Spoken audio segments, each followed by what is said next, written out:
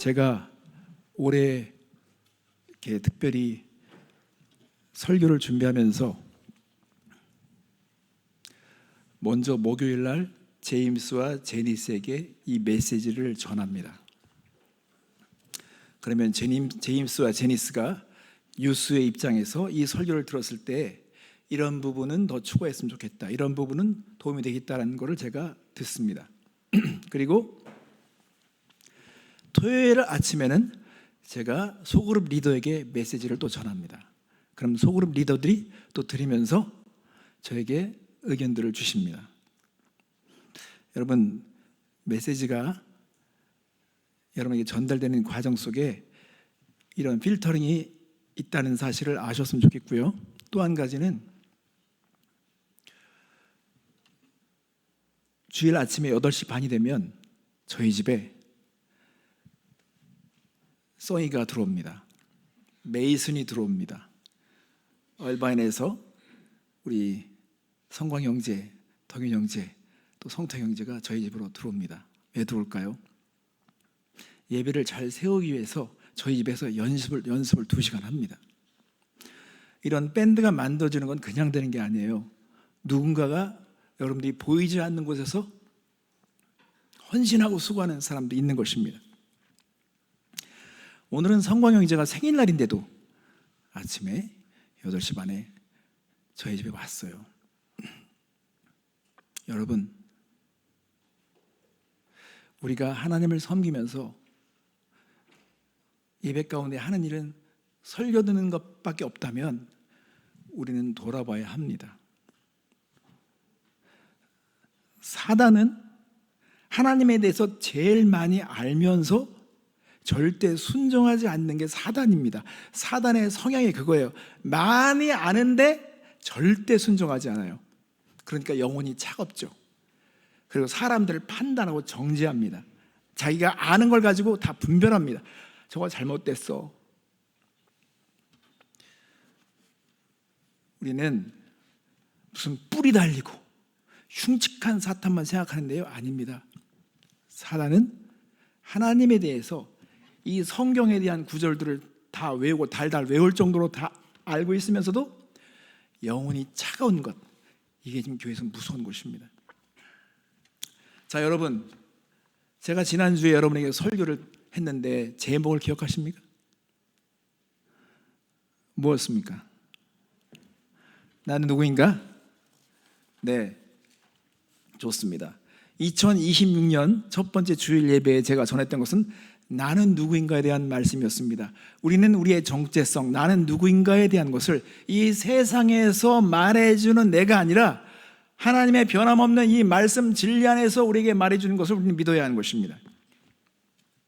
우리는 하나님의 형상으로 지어졌고 하나님은 예수님의 핏값을 주고 우리를 얻으신 하나님의 자녀들인 것입니다.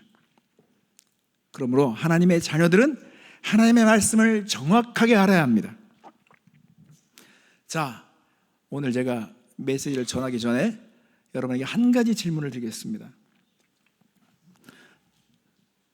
성경 말씀에 하나님은 우리의 행복이 무엇보다 최우선이라고 말씀하신 내용이 나옵니까? 성경에는 우리의 행복이 무엇보다 최우선이라는 말씀이 나온다고 생각하십니까? 그런데요, 안타깝게도요, 많은 크리스천 중에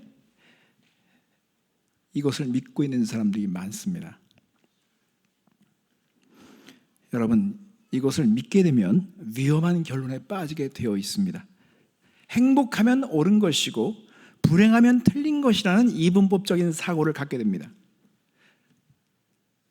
이런 이분법적인 사고를 갖게 되면 불편함, 고난, 희생은 하나님의 뜻이 아니라고 믿게 됩니다. 결국 하나님을 섬기는 것이 아니라 나를 행복하게 해줄 수 있는 안락함, 돈, 쾌락을 따라가기 때문에 결국은 우상을 숭배하게 됩니다. 사람들이 죄를 짓는 이유도 다 행복하기 때문에 행복을 위해서 죄를 짓는 것입니다. 나도 좀 행복하고 싶어. 나 좀 가져야 되겠어. 나도 행복하기 위해서 그렇게 하겠어. 그래서 죄를 짓는 것이 아닙니까? 하나님은 저와 여러분들의 즐거움과 행복을 기뻐하시지만, 그러나 행복보다 더 중요한 것이 있다는 것입니다. 우리가 하나님의 자녀들입니다. 자녀들은 하나님의 말씀을 정확하게 알지 못할 때 사단에게 속아 넘어가는 것을 알아야 합니다. 그래서 오늘 저는 성경에서 제일 처음 인간이 실패했던, 범죄했던 그 자리, 그 장소로 가서 교훈을 배우고자 하는 것입니다. 자, 여러분, 우리는 하나님의 말씀을 얼마나 정확히 알고 있습니까? 하나님은 천지를 창조하시고 아담을 만드셨습니다. 아담이란 뜻은 사람이란 뜻입니다. 하나님은 아담을 위해 아름답고 완벽한 동산을 만들어 주셨습니다. 아담은 모든 것을 가졌습니다. 아름다운 자유, 평화로운 동산에서 하나님과 동행했습니다. 그곳은 죄책감도, 수치도, 질병도, 두려움도 없었습니다. 정말 완벽한 햇살, 좋은 음식, 진실한 사랑, 그리고 창조주의 임재만이 가득한 곳이었습니다. 그런데 하나님은 한 가지만 경계를 세우셨습니다. 동산 중앙에 두 나무가 있었는데 하나는 생명나무, 또 하나는 선악을 알게 하는 나무였습니다. 하나님은 그들에게 단 한 가지만 제외하고 모든 것에 대한 접근을 허락하셨습니다. 여러분 이것은요, 축복입니다. 이것은 장애물이 아니죠. 축복입니다. 여러분, 코스코의 대형마켓에 어떤 사장이 한 가지만 빼고 나머지는 다 가져도 된다, 다 소유할 수 있다, 이건 특권이 아닙니까? 자, 창세기 2장 16절 17절 말씀에 이렇게 되어 있습니다. 하나님은 첫 인간에게 이런 말씀을 하셨습니다. 여호와 하나님이 그 사람에게 명하여 이르시되 동산 각종 나무의 열매는 내가 임의로 먹되 선을 알게 하는 나무의 열매는 먹지 말라. 내가 먹는 날에는 반드시 죽으리라 하시니라. 하나님은 죽이겠다고 말씀하신 것이 아니라 그것을 먹으면 죽음을 경험하게 된다고 안타깝게 말씀하신 것입니다. 동산의 모든 나무 열매는 먹을 수 있었습니다. 그런데 한 가지만 허락되지 않은 것입니다. 이것은 하나님이 그들을 함정에 빠뜨리려고 시험하시는 것이 아니라 그들을 보호하기 위한 경계선이었습니다. 그런데 어느 날 아담을 위해 지어주신 아내 하와가 그 나무 근처에 있었다는 것입니다. 하와가 왜 그 나무 근처에 있었는지 성경은 말해주지 않기 때문에 우리는 정확하게 알 수 없습니다. 그 나무 근처에는 하와만 있었던 것이 아니라 아담도 곁에 있었습니다. 그때 한 목소리가 하와에게 속삭이기 시작했습니다. 조용하고 교묘하게 위험한 목소리가 들려왔습니다. 그것은 간교한 뱀이었습니다. 창세기 3장 1절 앞부분 보겠습니다. 그런데 뱀은 여호와 하나님이 지으신 들짐승 중에 가장 간교하니라. 하나님은 그 나무에 나타나게 될 뱀을 하셨던 것입니다. 그 뱀은 그 나무를 되게 좋아했습니다. 뱀은 속이는 자이죠. 하나님은 그 나무를 그래서 경계하셨던 것입니다. 속이는 자가 하와에게 말을 걸었습니다. 창세기 3장 1절 뒷부분 보겠습니다. 뱀이 여자에게 물어 이르되 하나님이 참으로 너에게 동산 모든 나무의 열매를 먹지 말라 하시더냐. 이것은 함정이었습니다. 순진한 질문처럼 들리지만 포장된 것이고 실제로는 하나님의 말씀을 왜곡하기 위한 것이었습니다. 이때 하와가 대답을 합니다. 3장 2절 3절 여자가 뱀에게 말하되 동산나무의 열매를 우리가 먹을 수 있으나 동산 중앙에 있는 나무의 열매는 하나님의 말씀에 너희는 먹지도 말고 만지지도 말라 너희가 죽을까 하노라 하셨느니라. 여러분, 이게 하와의 대답입니다. 여기서 하와의 대답 중에서 하나님이 하신 말씀과 다른 것을 찾을 수 있겠습니까? 하와는 먹지 말라는 말을 추가하겠습니다. 하나님은 이런 말씀을 하신 적이 없습니다. 비슷한 것 같지만 분명한 차이가 있습니다. 여기서 하와는 왜 만지도 말라는 말을 추가했을까요? 사실 하와는 이 장에 하나님께 주신 명령을 직접 들은 적이 없습니다. 그건 아담에게 주신 것이죠. 이 장에 있는 명령은 하와가 만들어지기 전에 아담에게 하나님께서 주신 명령입니다. 그렇다면 아담은 하와에게 이 명령을 어떻게 전달해 주셨을까요? 이거는 우리가 성경 말씀이 없기 때문에 우리는 상상할 수밖에 없습니다. 만약에 호기심이 많은 하와였다면 이 선악과에 대해서 금지했던 이 말씀에 대해서 아담에게 어떤 식으로든지 질문했을지 모릅니다. 그런데 보통 남편들이 아내가 뭘 질문할 때 이렇게 대답하는 경우 있지만 그런 생각 하지도 마. 만질 생각 하지 마. 뭐 사람이 얘기를 이렇게 할 수도 있잖아요, 그죠?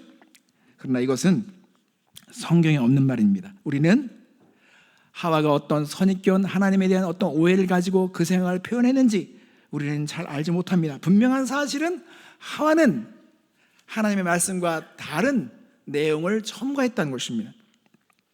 여러분, 하나님의 말씀을 정확하게 알지 못하면 우리는 이렇게 애매한 회색지대에 속한 사람이 됩니다. 회색지대에 속한 사람들은 자신의 생각을 첨가해서 말합니다. 자신의 생각을 첨가해서 의견을 제시한다는 것입니다. 그들은 동성애는 죄가 아니라고 말합니다. 동성애자도 사랑할 권리가 있다는 측면에서 봐야 된다고 말합니다. 이렇게 추가합니다. 자신의 생각을 담그는 것이죠.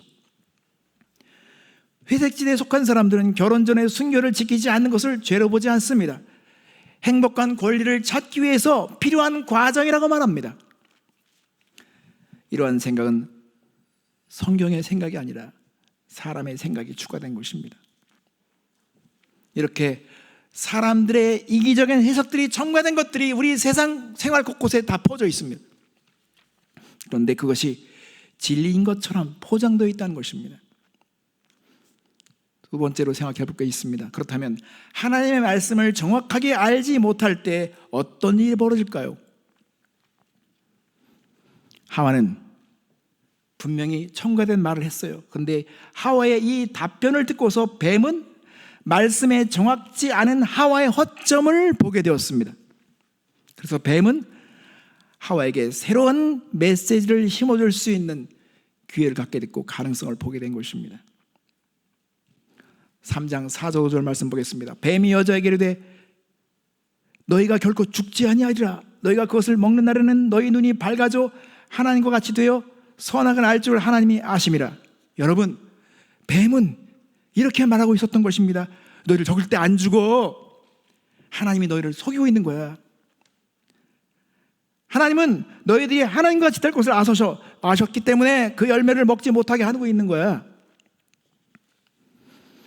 너희가 그것을 먹는 날은 바로 너희들이 신이 되는 날이 될 것이다. 너희들이 그 열매를 먹으면 눈이 밝아질 것이고 하나님과 같이 되어서 선악을 아는 자가 되기 때문에 하나님은 이것을 지금 막고 있는 것이고 너희들을 속이고 있는 것이야. 절대 죽지 않아. 그 나무의 열매는 너희가 신이 되는 열매야 라고 말한 것이죠. 여러분, 행복하기 원하고 정말 내가 행복을 추구하고 있다면 이거는 얼마나 달콤한 메시지일까요? 이 말을 듣자 하와는 그 나무 열매를 다시 보기 시작했습니다. 자세히 보았습니다. 그 나무가 이전과 다르게 아름답고 더 탐스럽게 보였다는 것입니다. 그 나무를 먹는 것이 더 합리적이고 더 옳은 일처럼 느껴졌습니다. 그녀는 손을 뻗어서 그 열매를 집어들었습니다. 그리고 한 입에 베어 먹었습니다. 그리고 곁에 있던 아담에게도 주었습니다. 아담은 하와에게 아무 일도 일어나지 않는 것을 관찰하다가 자신도 먹게 되었습니다. 자, 3장 6절 말씀 보겠습니다. 여자가 그 나무를 본즉 먹음직도 하고 보암직도 하고 지혜롭게 할 만큼 탐스럽기도 한 나무인지라. 여자가 그 열매를 따먹고 자기와 함께 있는 남편에게도 주매 그도 먹은지라. 사랑하는 형제자매 여러분, 이날 어떻게 되었을까요? 여러분, 모든 것이 변했습니다. 뱀이 말했던 신이 된 것이 아니라 이상하게 변했습니다. 세상은 큰 폭바람이 들리지 않았습니다. 천둥과 번개도 치지 않았습니다. 그런데 아담과 하와의 내면 깊은 곳에선 무엇인가 산산조각이 난 것을 느꼈습니다. 갑자기 그들은 벌거벗은 듯한 수치감을 느꼈습니다. 그들은 두렵기 시작했습니다. 그래서 그들은 나뭇잎으로 가리기 시작했습니다. 여러분, 죄는 수치심, 두려움, 소외를 낳습니다. 7절 말씀 보겠습니다. 이에 그들의 눈이 밝아져 자기들이 벗은 줄을 알고 그 무화과나무 잎을 엮어 치마로 삼았더라. 아담과 하와가 서로를 볼 때 그들은 이전 같지 않았습니다. 하나님으로부터 단절된 느낌이 들었습니다. 그들은 이제 하나님이 두렵기 시작했습니다. 그래서 숨어버렸습니다. 8절 말씀에 그들이 그날 바람이 불 때 동산에 거니시는 여호와 하나님의 소리를 듣고 아담과 그의 아내가 여호와 하나님의 낯을 피하여 동산 나무 사이에 숨은지라. 하나님은 아담을 부르셨습니다. 9절 말씀에 여호와 하나님이 아담을 부르시며 그에게 이르시되 내가 어디 있느냐. 하나님은 아담이 어디에 숨었는지를 몰라서 부르신 것이 절대 아닙니다. 내가 본래 만들었던 그 선하고 완벽했던 상태가 어디로 갔느냐? 너의 본래 모습이 어디로 갔느냐? 어떻게 이렇게 숨게 되었느냐라고 말씀하시는 것이죠.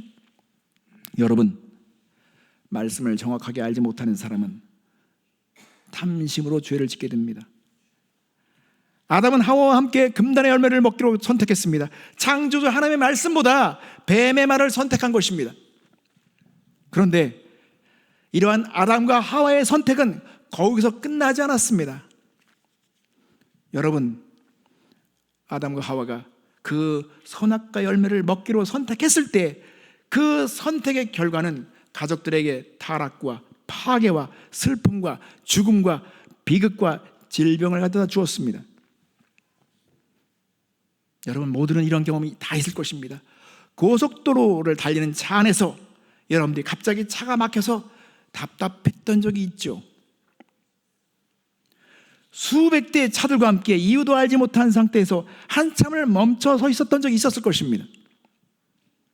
이거 왜 그런 거지? 이유가 뭐야? 왜 차들이 안 나가고 있어?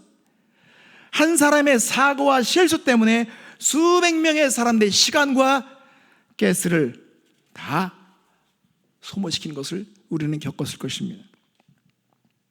내가 잘못한 것이 아니었음에도 한 사람의 실수가 어떤 영향을 미치는 것을 우리는 분명히 경험했습니다. 여러분, 최근에는 우리에게 감기 걸리는 환자들이 많습니다. 감기로 고생하는 분들이 많습니다. 나쁜 짓을 한 사람에게만 감기가 걸리는 것이 아닙니다.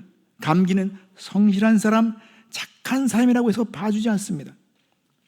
가족 중에서 한 사람이 감기에 걸리면 이 감기가 가족 전체에 전염돼서 고생한 경험들이 있습니다. 감기 바이러스는 눈에 보이지 않지만 분명한 전염성을 가진다는 사실을 우리는 인정하고 있습니다. 이처럼 아담과 하와에게 만들어진 죄의 바이러스는 온 인류에 퍼지기 시작했습니다. 여러분, 우리는 죄의 보균자가 된 것입니다. 우리가 코로나 바이러스 때 양성 반응, 음성 반응 확인했죠. 죄의 보균자가 무엇인지 우리는 관심을 갖게 되었습니다. 아담이 하나님께 반역하기로 선택했을 때 온 세상은 죄에 빠졌습니다. 왜 세상은 원치 않는데 전쟁이 끝나지 않을까요? 왜 죽음을 피하지 못할까요? 왜 지구의 생태계는 급격하게 지금 나빠지고 있습니까? 인간은 이 죄가 활동하고 있다는 사실을 보아야 하는 것입니다. 죄의 유전자가 활동하고 있는 것입니다. 아담과 하와가 소와 넘어간 것은 어디에 문제가 있습니까? 하나님의 말씀을 정확하게 수여하지 않았기 때문입니다. 아담과 하와가 실패한 이야기는 오늘날 우리에게도 반복되는 이야기입니다. 우리가 말씀을 정확히 붙잡지 않으면 결국 우리도 실패하게 된 것입니다. 여러분, 그래서 하나님의 말씀을 정확하게 붙잡으려면 우리가 어떻게 될 것인가, 이것을 생각해야 합니다. 제가 3가지로 요약해 드리겠습니다. 첫째, 여러분, 하나님의 말씀을 대할 때는 관점을 바꾸십시오. 관점을 바꿔야 합니다. 우리는 하나님의 뜻과 목적에 관심을 가져야 합니다. 하나님께서는 이스라엘 백성을 이집트에서 노예 생활에서 구출하셨을 때 목적을 가지셨습니다. 하나님은 그들을 하나님의 노예로 만들기 위해서 구출하신 것이 아닙니다. 하나님은 이스라엘을 생각할 때 자랑스럽고 뛰어난 민족이 되게 하시려고 그들을 애굽에서 빼내신 것입니다. 하나님이 구원한 백성을 세상의 주인공으로 만드신 것이 하나님의 꿈이셨습니다. 하나님은 이스라엘 백성이 예배를 통해서 하나님을 알게 되므로 역사의 이 창조의 소수자가 되는 것을 하나님께서 꿈꾸셨던 것입니다. 자, 출애굽기 19장 5절 6절 말씀에 하나님의 프로포즈를 보세요. 세계가 다 내게 속하였나니 너희가 내 말을 잘 듣고 내 언약을 지키면 너희는 모든 민족 중에서 내 소유가 되겠고 너희가 내게 대하여 제사장 나라가 되며 거룩한 백성이 되리라. 너는 이 말을 이스라엘 자손에게 전할지니라. 하나님의 비전이 나와 있습니다. 하나님은 이스라엘을 하고 인류 역사상 그 어떤 민족도 이루지 못한 문명을 만들어주고 싶었습니다. 제사장 나라, 온 땅을 통치하는 뛰어난 민족이 되기를 원하셨습니다. 하나님의 말씀을 보는 관점이 바로 이래야 합니다. 하나님의 뜻과 목적의 관점으로 말씀을 봐야 하는 것입니다. 두 번째로, 여러분, 저와 여러분은 하나님의 사랑 안에 거해야 합니다. 하나님의 관계와 꿈에 집중해야 합니다.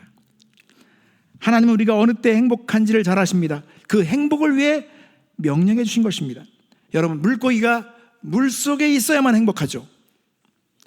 인간은 이 세상에 있는 사물이 아니라 하나님의 임재 안에서만 진정한 만족을 얻는다는 사실을 하나님은 알고 계십니다. 하나님은 이스라엘이 하나님의 방법으로 행복해지기를 바라셔서 말씀해 주셨던 것입니다. 자, 신명기 10장 12절 13절 말씀 보십시오. 이걸 함께 읽겠습니다. 시작. 이스라엘아, 내 하나님 여호와께서 내게 요구하는 것이 무엇이냐? 곧 내 하나님 여호와를 경외하며 그의 모든 도를 행하고 그를 사랑하며 마음을 다하고 뜻을 다하며 내 하나님 여호와를 섬기고 내가 오늘 내 행복을 위하여 내게 명령한 여호와의 명령과 규례를 지킬 것이 아니냐. 그런데 하나님의 사랑과 하나님의 꿈과 의도를 모르면 하나님의 말씀은 짐으로 여기게 되어 있습니다. 그래서 어떻게든지 그것을 피하기 위해서 규칙을 만들어내죠. 여러분, 그래서 율법주의 시작은 바로 여기서 시작된 것입니다. 예를 들어서 하나님이 안식일을 명령하셨습니다. 안식일을 지켜라. 이거 간단한 명령이십니다. 그런데 여러분, 이것은 하나님께서 우리가 쉬어야만이, 하던 일을 내려놓고 멈춰야만이 우리가 충전이 되고 새롭게 될 것을 아셨기 때문에 명령하신 것입니다. 하나님과 관계 안에서 누리기를 원하셨던 것입니다. 그런데 하나님의 뜻을 오해한 사람들은, 하나님의 뜻을 알지 못하는, 그리고 편협된 생각으로 오해한 사람들은 그 명령을 그대로 받지 않고 추가해서 그들은 규칙을 더 만들어내기 시작했습니다. 안식일 날은 병을 고쳐도 안 된다, 안식일 날은 침 뱉어도 안 된다, 이렇게 수백 가지를 만들어 놨습니다. 그래서 안식일은 하나님께서 그냥 간단하게 말씀하신 명령이 간단한 명령이었는데 사람들은 거기에 수백 가지 규칙을 만들어내기 시작했습니다. 그래서 안식일을 지키는 법을 담은 책들이 만들어졌고 도서관은 규칙들로 가득 채워지기 시작했습니다. 사람들은 이 규칙들을 볼 때마다 숨쉬기도 불편해요. 이거 다 어떻게 다 지켜? 그래서 자신이 없게 되자 하나님을 자신에게 짐을 지으시는 분으로 그들은 생각하기 시작했습니다. 이런 오해가 만들어지면요, 하나님과 관계가 단절되거나 차가워지거나 멀어지게 된다는 것입니다. 예수님은 이런 종교적인 규칙에 찌든 사람들에게, 피곤에 지친 사람들에게 말씀하였습니다. 마태복음 11장 28절에 수고하고 무거운 짐진 자들아 다 내게로 오라 내가 너희를 쉬게 하리라. 우리는 예수님의 사랑 안에 거해야 합니다. 사랑하면 짐이 가벼워집니다. 평소에 너 좀 씻어라 그래도 안 씻던 아이들이 좋아하는 여자친구 만나면 알아서 씻어요. 향수도 뿌리고. 이거 일이 아니야. 이게 즐거운 일이야. 사랑하면 짐이 안 되는 것입니다. 관점이 중요한 것입니다. 마지막으로 여러분, 진리 자체를 알고자 힘써야 합니다. 우리 행복과 자유를 위해 말씀하신 하나님의 진리를 알지 못하면 우리는 자유롭지도 행복하지도 않습니다. 예수님은 진리를 알면 진리가 너희를 자유케 하겠다고 말씀하였습니다. 요한복음 8장 32절 진리를 알지니 진리가 너희를 자유롭게 하리라. 아까 우리가 읽지 않았는데요, 하나님은요 정말 우리가 사랑 안에 거하기 원하십니다. 요한복음 15장 9절 말씀에도 아버지께서 나를 사랑하신 것 같이 나도 너희를 사랑하였으니 나의 사랑 안에 거하라. 여러분, 우리는 하나님의 말씀을 정확하게 알아야 합니다. 우리가 보는 많은 것들은요, 하나님이 말씀하신 것이 아니라 사람들의 생각에 첨가한 것들이 많습니다.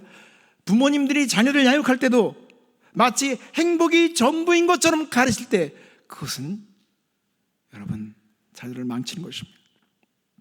엄마는 내가 행복하는 것이 최우선순위야. 아니죠. 여러분, 하나님은 내가 행복하니 너희들도 행복하라. 성경 말씀이 없습니다. 내가 거룩하니 너희도 거룩하라고 말씀하셨습니다. 왜냐하면 거룩함이 주는 행복을 아셨기 때문입니다. 부모들은 자녀들에게 하나님의 뜻을 정확히 알고 그 뜻을 가지고 양육해야 합니다. 세상의 문화가 어떻게 가르치든지 그 상관없이 하나님의 말씀대로 가르쳐야 합니다. 만약에 그대로 가르치지 않잖아요, 그럼 여러분 우리의 삶에 언젠가 고통이 찾아올 것입니다. 미움이 찾아올 것입니다. 어떤 자녀가 평생 죄를 짓고 살다가 이제 사형언도를 두고 이제 그가 죽기 전에 어머니가 찾아왔어요. 근데 그 아들이 어머니의 귀를 꽉 물었대요. 왜 그랬을까요? 어머니가 자신에게 해준 말들이 자기를 이렇게 만들었다고 그는 생각한 것입니다.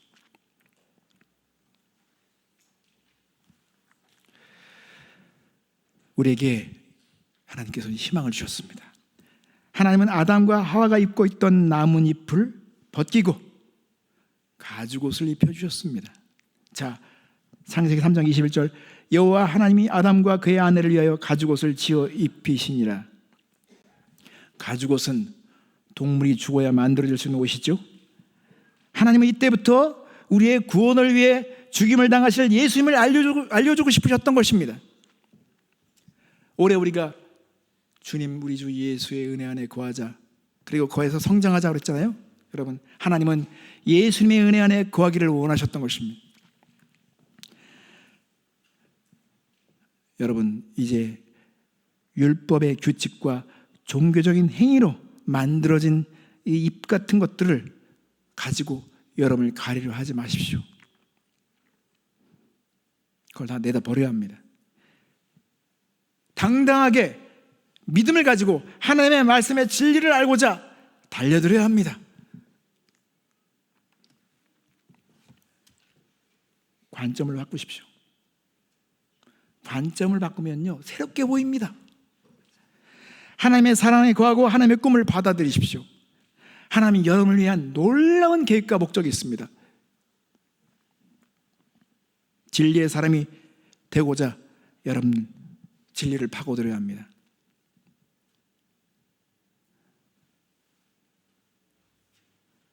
어제 제가 뉴스를 봤어요. 혹시 의학을 공부하는 사람들은 생각해 봐야 합니다. 일론 머스크가 3년 안에 의사의 직업이 어려질 거라고 말했습니다. 지금 CPA도 어려워졌습니다. 작곡하는 교수들이 모여서 유튜브에서 얘기한다니까 이제 끝났다고 고백했습니다. 바둑을 두는 천재들도 바둑을 두지 않습니다. 우리는 뭐 해먹고 살까요? 우리 인생에는 기근이 닥치고 있습니다.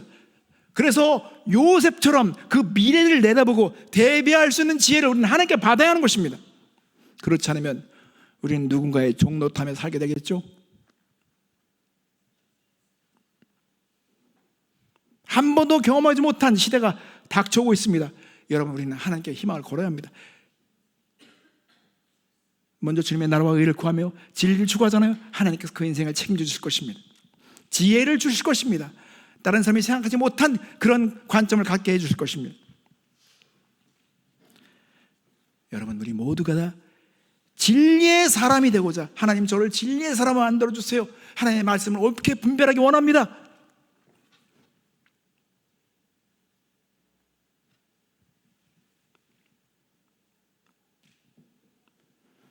Did God say that? 여러분, 진짜 하나님께서 그렇게 말씀하셨습니까? 라고 물었을 때 하나님, 제가 부분적으로 알던 것 너무 많습니다. 제대로 알기 원합니다. 2020년 여러분 모두가 다 진리로 얼굴이 환해지고 말씀에 확신을 갖는 삶 되었으면 좋겠습니다. 저는 매주 이 메시지를 하나하나 벽돌을 쌓듯이 꼭 필요한 52개의 주제를 가지고 여러분께 전할 것입니다. 한 주 한 주 여러분들이 이 진리를 알아갈 수 있었으면 좋겠습니다. 이 시간 함께 기도하겠습니다.